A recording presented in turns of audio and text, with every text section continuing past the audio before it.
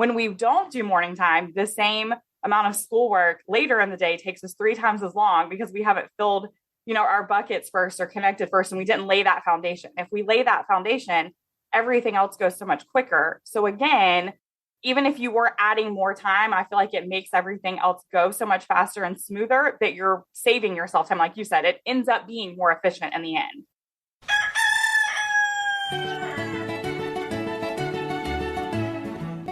This is Your Morning Basket, where we help you bring truth, goodness, and beauty to your homeschool day. Hi, everyone, and welcome to episode 124 of the Your Morning Basket podcast. I'm Pam Barnhill, your host, and I'm so glad you're joining me here today. Well, today's conversation was so much fun. I'm joined by Amy Milsick from Rock Your Homeschool and Jessica Waldock from the Waldock Way.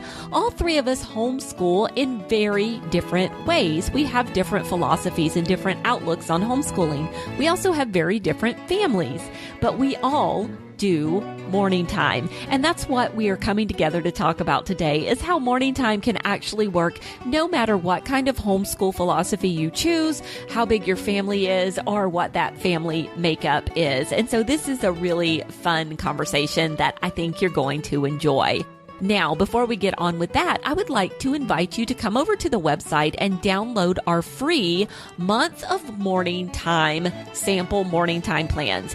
With the month of morning time plans, we have chosen the art, the poetry, the music, all the books, and all the wonderful things for your morning time learning so you don't have to. And we've put it together in a block or a loop schedule for you to follow. And we even give you access to it on our morning time app so you can see what it looks like to access your morning time on the app. You can find all of that by coming to pambarnhill.com/month. And now on with the podcast.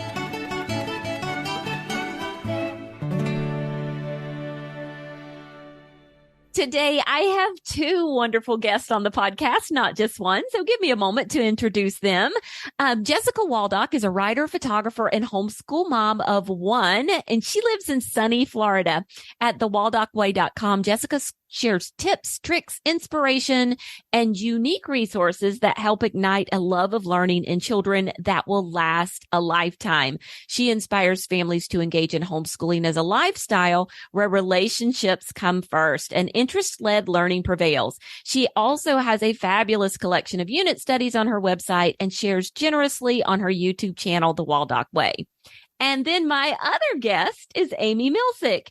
Amy is like the soccer mom supreme to 5 boys. She's graduated one of them, and she enjoys a relaxed, eclectic approach to homeschooling. She loves to use all that she has learned as a mental health therapist to make life and learning fun. She shares a bunch of free, easy to use, and creative resources, tips, and tools over at Rock Your Homeschool. Okay, now I have to take a deep breath, y'all, because you've made me work hard to get both of you welcomed here, but welcome. Thanks for having us. So good to be here. Yes, thank you. It's so exciting. Okay, so before we get started, what I want to do is have everybody introduce themselves so we know who is talking, so we can put a name with the voice. So if you guys listen to YMB, you know that I'm Pam. And so Amy, you go ahead. Hey, I'm Amy over at Rock Your Homeschool. Hey, I'm Jessica from the Waldock Way. Okay, so Jessica sounds a little more like me because we're both from Florida. I'm originally from Florida, born not too far from where Jessica lives. And then Amy sounds just a little more, up country than we do. Yeah, Jersey. There you go. Okay, well, what I really wanted this conversation to be about was the fact that we all do morning time in our home. But I think if we were really honest in laying out how we homeschool, the ways that we homeschool would look very different from one another. And I really think it's important to help people who are new to morning time, or maybe who've been doing it a little while, understand that morning time really can work for any kind of philosophy. So, Amy, we're going to let you start. Could you share a little bit about the approach that you use in your homeschool? Sure. I would say, I don't have one label. I'd say it's relaxed with a flexible structure. We're definitely eclectic. I pick resources based on what works best for that boy for that year. So really open to trying new things, interest led for sure. And we do year-round homeschooling at this point, which has been really fun. We take a couple of weeks off here and there, but kind of keeps the flow going, which helps our homeschool a lot. And I'd say the biggest thing is that we really focus on positive communication and relationships in our homeschool. That's so important to me, like with my experiences and then just watching my boys grow and learn together. And how young is your youngest boy at this point? My baby's 8. Okay. So 8 to one who's already graduated. 19, and then yeah. How long have you been doing morning time? Really since the beginning, but I didn't even know it had a name. And then until I found you. So we kind of just settled into this whole thing because when we first started homeschooling, I thought you had to replicate public school at home. And, 8:22, you get started. And I'm like, this is not working for us because I had a toddler hanging off of me and I was pregnant. And I'm like, let's just gather together and look at these books and talk about them and listen to music. So probably from the beginning, which I'd say was about when my oldest was in 3rd grade. So. Okay. And then Jessica, you're kind of like, when I think about you two, you're like the opposite of Amy because she has 5 boys and you have 1 girl. And tell us about your philosophy of homeschooling because it is also different from what Amy's is and how long you've been doing morning time. So I have 1 daughter who is at this time 10 years old. We have been doing morning time since she was 4.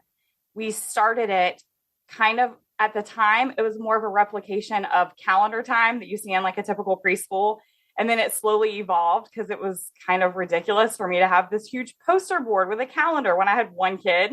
So it evolved to like a piece of paper. And then it slowly kept evolving to things that fit in a basket versus, these giant things. And it was just us sitting down, reading books together or really just spending time together because I'm not a morning person. And so I needed a way to be able to kind of start our day slow, but also intentional. So I was spending time with her, but I didn't really have to think about it. So we've been doing that for, I would say 6 years now, but our philosophy, because I have 1 kid and because she really, really likes to deep dive into topics, if I had to pick one label, we would be unit study homeschoolers. So the majority of what we do surrounds a certain topic, and she normally dictates that topic based off of her interest. Okay. You both mentioned interest-led homeschooling. And I would even, though I have more of I think a lot of people would define me as having more of a classical and or Charlotte Mason bent. I think one of the places where I really differ from the Charlotte Mason philosophy is that I would call myself interest-led as well, in that I ask my kids, what do you want to study next year? And then you do that a little more often, Jessica, because you guys you'll watch her. And if there's a particular interest she has, you'll make an entire study around it, right? Yes, I'm literally a week away from finishing a study for her that will be starting in the new school year. Right. So that's how you do it. But Amy, are you more like me, more like Jessica, or somewhere in between?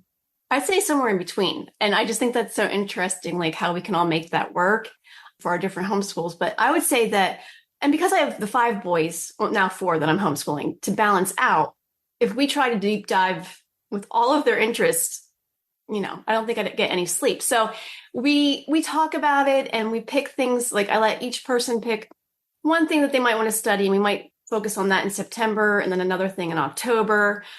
And sometimes just leaving it open and just saying, okay, what do we feel like doing this month or whatever? But so I have a loose structure, I would say. But yeah, I'd say probably in between both of you as far as the interest led. So how does morning time work with your philosophy? So Amy, you're a little more eclectic. I'm going to choose what works for each child. And you're not afraid to pick up a textbook or do an online course or do some kind of computer learning or something like that. And then Jessica, you're definitely we're interest led and unit study and really relaxed. So what are some unique ways that morning time fits in with this philosophy that you have? Jessica? So I think for us, our morning basket looks different than most people's because it typically is a theme. It fits in with our unit study. So if, for example, we're learning about the human body, our morning basket is going to be an extension of that. Most of our read alouds, Mad Libs, luckily come in tons of different topics. So games, I mean, we can theme it to match the topic that we're already studying. So we can kind of make that an extension of that. So that's the one thing that makes it different. And then the one thing that makes it work is that I can find so many different resources to be able to cover so many different subjects or skills or concepts, if you will, in our morning time. And especially since it's just the two of us, we can get a lot done in a short period of time in that 30 or 45 minutes together. Oh, I love that.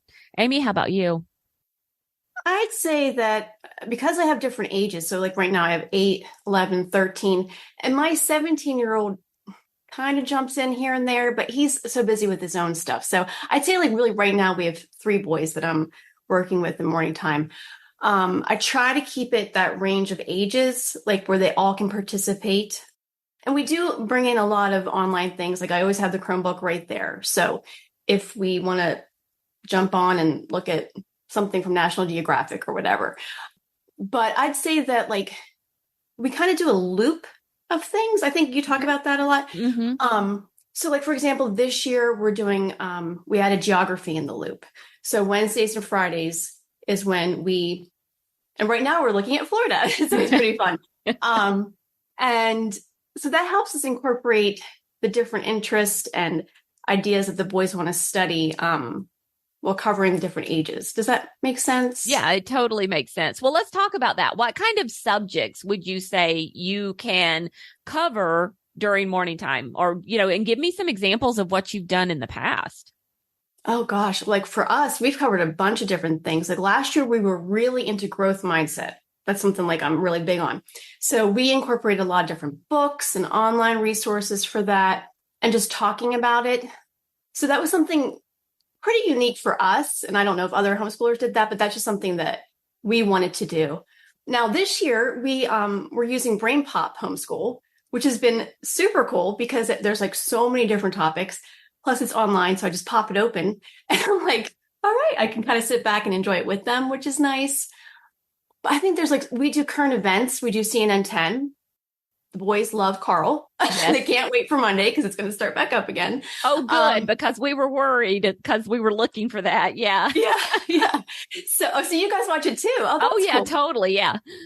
Yeah. So, yeah, there's just a few of the things that we've done. We still do calendar time. Jessica had mentioned that.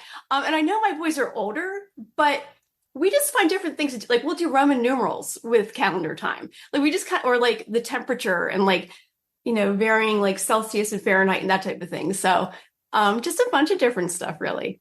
So what I love about what you're saying is, you're doing the Brain Pop this year, which if you're not familiar with Brain Pop, it's like there are these short little videos. There's like a boy in a robot or a girl in a robot or something, and they talk about these various topics. And then there are quizzes and things like that. And so that's something Amy's able to pull up in her morning time. And I'm making assumptions now because I've never been in your morning time, but I'm assuming you pull it up, y'all watch it together, and then you discuss it probably. Yes. And yeah.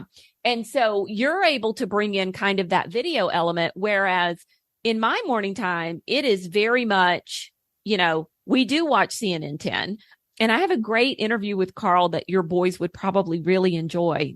He was on the podcast a couple years ago. It was so much fun. But that's the only video we do. And other than that, we are reading or reciting poetry or praying or singing. And so, I love the fact that we're doing kind of a lot of these, what people think of as traditional morning time kinds of things, but you're like, oh, we're over here like looking up stuff on National Geographic, or we're watching Brain Pop, or, doing some other video elements. I've got my Chromebook right here. And then Jessica, I have a feeling yours is a little more hands-on. Mine does not include any screens because I save my screen time for when I need a break as a mom. When you homeschool an only child, that is like treasured alone time. So I'm like, no screens whatsoever, mainly because that's time when I set aside for it to be me and her. So we are reading, we're playing a game, we're doing puzzles, we're doing Mad Libs. That is kind of our connection time And so all of our screens, podcasts, audiobooks, which we totally incorporate, just not during our morning time, because that's my time to be, like you said, hands-on, one-on-one with her. So our morning time includes a lot of games. It includes anything she thinks is fun, Mad Libs with all of the potty humor. I know I'm not alone in that one. And then because math is not her favorite thing, I will find any way to sneak it in to what we're doing. So bedtime math books, Life of Fred, any of those kinds of fun, kind of hands-on type of math that I can sneak into our morning time, especially if it matches the theme that we're going with at that time, I'm all for that. Oh, I love that. And I mean, just like three very distinct visions of what a morning time can look like. And it works. It works for all of us. And I think the key element that is similar to in all of our morning times, and you guys can like tell me what you think, but I think it's the fact that we're sitting there with our kids and everybody's learning together, whether that be one child or, 3 or 4. Absolutely. Well, yeah. And I think also we are prioritizing whatever's important to us in our homeschools and our families. Yeah. And how we can get our kids engaged in it. That's for me the biggest thing, like how I can get them excited about learning and wanting to be there with me and interacting with each other is huge. And like, that's why I said, like, even though my 17-year-old is involved, like he has some online college classes and stuff, he'll be sitting right there and he pipes in, because he doesn't want to miss it. But, he's older and all that stuff. So I love that. And even my oldest, who's out at work all day, he'll come home and be like, what did you guys do this in morning time? And so like the boys will be like, we did this, we did that, because he kind of misses it too. And I love that as well, that like getting that feedback from him of wanting to know what we're doing in our homeschool and, seeing how it's going. Yeah, I think that just goes back to this idea that what makes morning time unique is not even the subjects that you do in morning time. I mean, you could do so many different subjects, and Jessica does games, and, we do reading, and you could do video subjects, and there's just so many different things you could do. But the thing that makes it unique is the relationships that you're building, whether that be a one-on-one relationship with your child or relationships in the whole family as well. And so that kind of touches on, which was my next question, was why do we think morning time is a great addition to homeschooling, regardless of your educational philosophy? So anything else? I mean, could you imagine not doing morning time? No, for us, it's just been such a great way to like come together. And Jessica had mentioned earlier, like she's not a morning person. And we don't necessarily like always do morning time in the morning because we have a crazy schedule. So sometimes it doesn't start until like 12:30, 1 o'clock, because that's when we can all come together. But like, that's for us, the biggest part of it is that we're all together. That's what I love about it. Do your kids sometimes do their other work before morning time? Yes. We're big on like checklist. Even I know not everybody likes checklists, but my boys like having their clipboard and a checklist of like what they're expected to do. So like my baby, my 8-year-old, he will go through that thing and get it done. He loves to have that. The other ones, not always, but so they will do some independent work before we even get started with morning time. And that's just kind of how it's flowed for us. Then it's worked for you. And I know, Jessica, you're the only mom I have ever heard of who's like, my mornings are horrible, so I have to do morning time.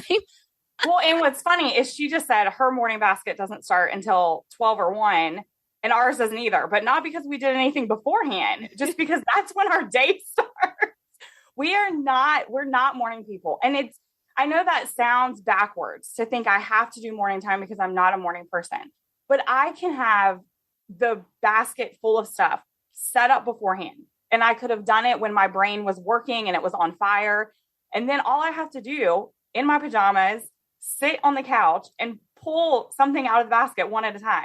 Like my brain doesn't have to work to read, okay, give me a pronoun next. Or my brain doesn't have to work to just open and read a book aloud. Like I can sit there and watch her do a puzzle while I'm reading, and I can still be slowly waking up. I'm still filling her bucket. I'm not griping at her because she's trying to make me be human first thing in the morning.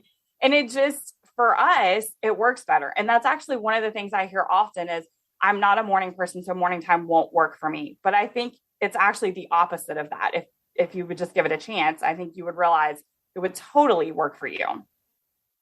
Yeah. Okay. Talk to me about some of your favorite things that you've ever done in morning time before. Some examples of something you've done that you really loved. We love trivia. We incorporate that a lot into the homeschool. My boys just love random facts. So we have a lot of those different card boxes and stuff. And that's something that we always look forward to. And then it kind of leads us down rabbit trails or deep dives based on that. So that's been one of our favorite things, I'd say. So like the Mindware trivia or the Mindware, Professor Noggin. Professor Noggin is one of our favorites. When we put those in our morning time, our goal is, because they have the easy and the hard, that by the end of the morning time, like when we've changed themes, we can answer all the hard questions, not just the easy anymore. Yeah. So that's a big one. Yeah, that's a big one here too. How long do you stick with a theme, Jessica? Oh, when Emily was younger, it was monthly because her attention span was shorter. So I would say from the time she was like preschool until about the end of second, beginning of third grade, we changed themes monthly. And then once she hit about third grade, her attention span was longer and she wanted to dive even deeper and linger a little more. So now it's closer to quarterly, about every 2 to 3 months. Kind of when she's done with it, I can tell when she's not as excited anymore. It's like, okay, time to move on. And what about some of your favorites from morning time? So I think some of our favorites are definitely Mad Libs. That's one that is always a win here. And Emily will like kind of pitch a fit if I don't pull it out of the basket. And then any quick card game is my favorite. So like the Professor Noggin trivia games, the brain training games like Spot It. Spot It has tons of themes, so they will fit in with a lot of our topics when we do them. Those are always in there.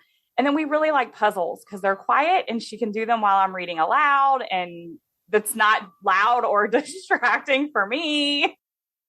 So yeah, that's awesome. And Mad Libs, I will tell you that my Mad Lib kid eventually grew out of it. So he's 12 now. And I would say that last year was probably the first year that we didn't have to do Mad Libs every day to keep him happy. Well, then I think I'm going to cherish the next 2 years I have, because I think there's going to come a time when I'm going to miss that potty humor. So yeah, that maybe you will. I don't miss it yet. So Pam, what are a few of your favorite? You've been doing morning time probably longer than both of us. So what are a few of your favorite resources that you've used? So, I mean, one of my favorite things to do, we do love CNN 10 like Amy and them, and we love Carl, and the linguistic development through poetry memorization from IEW has just been it's one of my favorites. And I would think it's one of my kids' favorites too, because they just roll right back into it. They never complain about it. We always do it. And so that's a favorite. And then just really good books, whatever really good book we're reading. That's when we do our read alouds, because I have tried to schedule, obviously when they were little, we always read before bedtime, right? But then as they grew up and started getting older, and now they have jobs. I mean, there are very few nights when we are all even here at the house together, because they've gone off in so many different directions with jobs and activities. And it's just almost impossible for us to read before bed. And so if we get read aloud done, it is being done in morning time. That's how our morning time has evolved as well. We've also incorporated read alouds, or audiobooks are really big, because sometimes I'm still up like getting my coffee or fixing a snack for my little hobbit or whatever. And so I really find that like having an audiobook and having that time, like right now, I think we're working on the Stoneheart trilogy. Yeah, we are. And so it's just so helpful to have that to turn on and listen to and then talk about afterwards, because night times are usually crazy here. Like we have a couple working out at activities or practices or games. And it's like, one way, at least we know that we're getting that together and we can talk about it. So yeah, that's happened with us too. So have you ever put anything really kind of academic and schooly in your morning time? This year, we're actually, the boys wanted to do the periodic table of elements. So we're going to be looking at probably like, I'd say 2 or 3 elements per week, and like really looking at them, and like they're making these big posters, and we're looking at like what the different elements are going to do, like what they do in the world and everything. And I think that's pretty academic because I'm not a chemistry person. So I'm like, wow, so we're going to do a lot of fun stuff with it. But yeah, so that's something that we're going to be doing. It's kind of an academic topic for sure. Yeah. Yeah. Yeah. Okay, Jessica, what's the most academic thing you've ever done in your morning time? Oh, I think probably the most academic thing we've ever done, because it's mostly the only thing we do for history, is that we read the Who Was books, because those are some of Emily's favorites for our history. And then we do our Who Was unit studies afterwards. So she typically colors the coloring page while I read it aloud during morning time. And then later on in the day, she completes like the unit study pages for that. Okay, so am I the only person who's ever done grammar and like sentence diagramming in morning time? Oh, we have. We've done Winston grammar. That's really worked well with my boys because they like the cards and like moving it around. So yes, we have done grammar. And in fact, we wrapped up like one thing last year and they were just asking me about that. They're like, when are we going to do that again? And I'm like, you want to do grammar? So yeah, We did the first language lessons when Emily was younger, because the majority of that was just kind of read aloud and recite back to you. So we did the first or second book in like preschool and kindergarten. That's all we did for grammar. And it was fun. I mean, we didn't stop it for any particular reason. We just finished the book and that was it. That was it. Yeah. We've also done foreign language in morning time. We did Latin when the kids were little. Anybody else? No. I tried here and there. It never really stuck. We tried French. We tried Greek. They wanted one, but I don't know. I just never quite stuck until they got older, but that was always like a dream for me, but yeah, me too. And it's like, if they really don't have this burning interest to keep speaking it and want to speak it back with you, like it's a struggle, right? It's like you're driving that train. So Jessica, you're shaking your head. Because I think that foreign language might just be a little too much for my still half asleep brain. I think that's a stretch. I think that would be the one thing that would make me think too hard during morning time. You don't want to do Latin declensions during morning time? I don't think so. I think I'll pass. Maybe at like 5 o'clock in the evening, I would totally be on it, but no, that's too much for me. And then you play a lot of math games in morning time. I have always made an attempt to bring beautiful math into my morning time because I'm the kind of person, I was never a big math person, but I know that there's beauty in mathematics that I struggle accessing, but I want to, and this is the other thing about morning time for me, which is such a big, huge thing about just the whole concept of morning time, is this is a place where I get to learn alongside my kids, right? I'm not necessarily the teacher. I'm learning something with them. And so that's the place where I really try to put beautiful things in math so I can access those things for myself as well, and so we have done bedtime math books, which are a lot of fun, but then we've also done, some math poetry and Life of Fred and just, really kind of tried to dive into some more abstract math ideas like tessellations or the golden mean or things like that. Any other math for you guys? We love Life of Fred. So we've done that. We haven't done that as part of our morning time. That was kind of like the boys did on their own. I think because of the different ages for us, we haven't really done too much in our morning time with that, just because they were at such different levels. But yeah, I'd love to hear what Jessica does with Emily. So there is a math journey through. It's a book series and they're themed. So there's like a math journey through the animal kingdom or a math journey through the human body. So they fit into our topical morning baskets while still being kind of that fun, beautiful, real life math. I love that. Okay, so I have a question for you specifically, Jessica. If you have one child and you're doing this unit and you're doing all this stuff in morning time, what is the difference between the stuff you're doing with your one child for the unit in morning time and the other stuff she does? Like, is all of your unit study stuff done in morning time? Unit study stuff that requires writing is done during table time. There is absolutely no writing ever required during our morning time, with the exception of maybe like coloring a picture, because when she was younger, she doesn't find it nearly as painful now, but when Emily was younger, she found pencil in hand like physically painful. So I immediately was like, there will never be a pencil required during our morning time because that's supposed to be this beautiful time for us to connect with each other. And I didn't want that upset, the tears or the upsetting part of it. So anything that we do that involves like the reading or the games or the fun, the connection part of it is morning time. Anything that requires writing or something that mom might have to be a little bit, pushy or forceful, that's table time and later in the day. Okay, no, that's a great distinction, but I have a feeling that was a question that, people would be asking. And then Amy, since you have older kids, have you ever been able to work into like their transcript or anything, or their hours or anything like that, some of the stuff that you have done in morning time? Oh, that's a good question. I'd have to go back and look through their portfolios and stuff. I haven't necessarily maybe pulled out some things that we were reading, and then if they did some writing along with that, because I do try to make it towards their level once morning time is done. So we might take a concept that we were all talking about, and I would give them a writing prompt on it, and then I would include it. But I wouldn't say that we did anything like transcript wise with their, because once they hit high school age, that's when I found that they were just kind of popping in here and there with our morning time. So yeah. This is my new journey, is like how to figure out, because I only have the three, and they are 17, 15, and 12. And so, the 12-year-old's kind of a little anomaly over here in a lot of different ways. And I'm really gearing a lot of things right in towards that 17 and 15-year-old. And that's my new thing, is to see like, how do we make this count?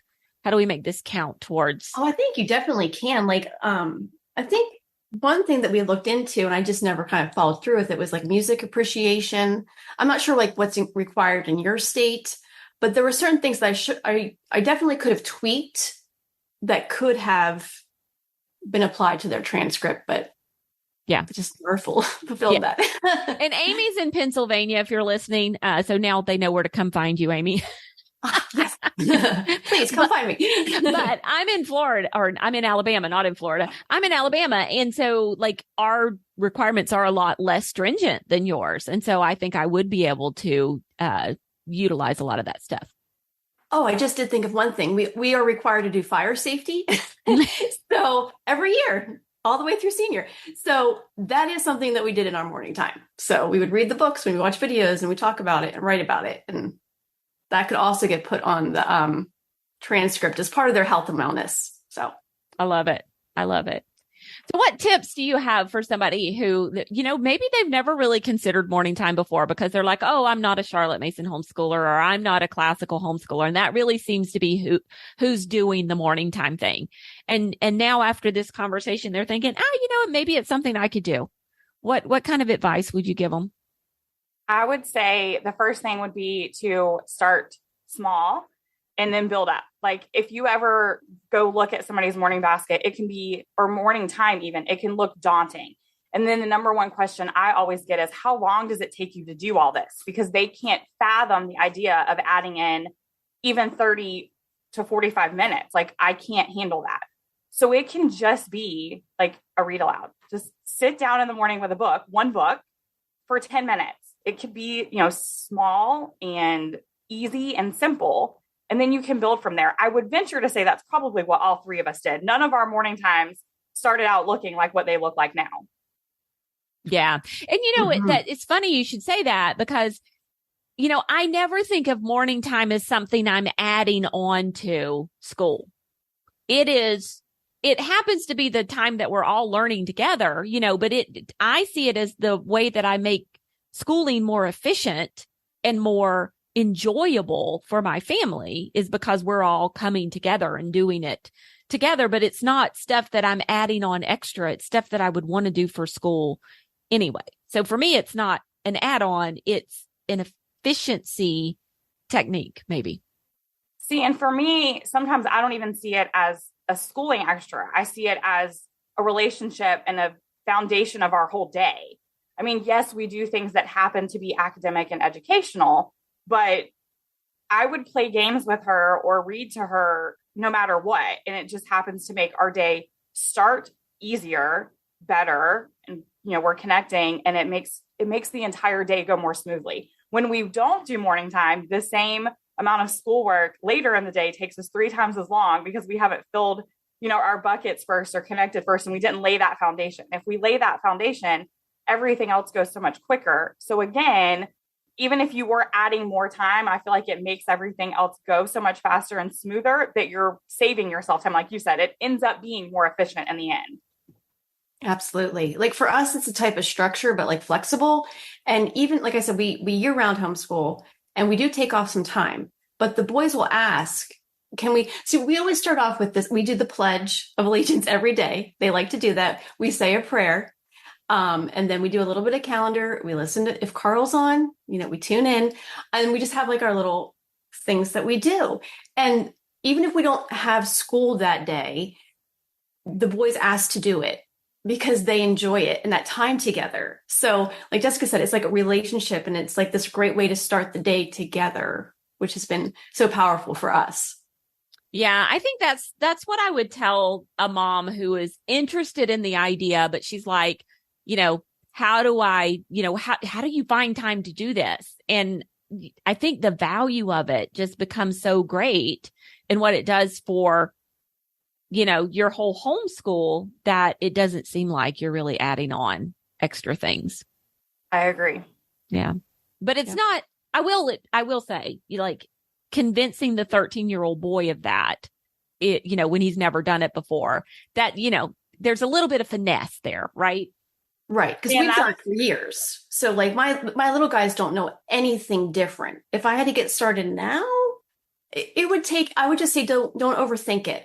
Pick one thing, focus on that. If you need to tweak it a little bit, and just see where it goes. And then if you're, getting started with a 13-year-old, I'd say talk to them about it. Like, what do you think we could do at this time? And how would this help, get our day started well? Because 13-year-old boys are, so you want to, connect with them and work with them and help them take ownership as well. Or like Pam, you said that you love certain things about your morning time. So I think maybe if they're older, you meet them in the middle. Like, I'm going to add one thing for me, but then I'm going to add one thing for them, like something to bring you both to the time together. Yeah, I always add something for them first before I add the something for me. And that, so we always do like, something for your toughest kid. There's always a tough nut to crack. And then, go down, and your poor, 16, 17-year-old girl, she's the last one because, or the 5-year-old, because she's the easiest. And then from there, you can add something for you finally, for sure. So, all right. Well, ladies, thank you so much for joining me here today. I think this was a fabulous conversation, and so much to be got out of this. So I'm going to give you each a turn. Tell everybody where they can find you online. Jessica? You can find me at thewaldockway.com. I'm also on Instagram, Facebook, Twitter, and YouTube. And you have something new and exciting coming out this fall, don't you? I do. I have a brand new Greek mythology, Percy Jackson based study that will be out probably by the time they're listening to this, but you're right. It'll be out this fall. Awesome. And Amy? I'm over at Rock Your Homeschool, and you can occasionally find me on Instagram and Facebook because I have not been good with social media because I needed that detox. But you can find me at Rock Your Homeschool. That's for sure. Awesome. At rockyourhomeschool.com. All right. Well, thank you, ladies. I really appreciate it. And keep enjoying your morning time. It's just so much fun to talk to moms who are getting so much value out of it. Well, thanks, Pam. It was great being here. Thanks for having us. And there you have it. Now, if you would like links to any of the resources that Amy, Jessica, and I chatted about today, you can find them on the show notes for this episode of the podcast. That's at pambarnhill.com/YMB124. Also, I'd just like to take this opportunity to say thank you to everyone who has left a rating or review for the Your Morning Basket podcast in your favorite podcast player. The ratings and reviews that you leave help us get word out about the podcast to new listeners, and we really do appreciate you taking the time to do that. I will be back again in a couple of weeks with another great Morning Basket interview. Until then, keep seeking truth, goodness, and beauty in your homeschool day.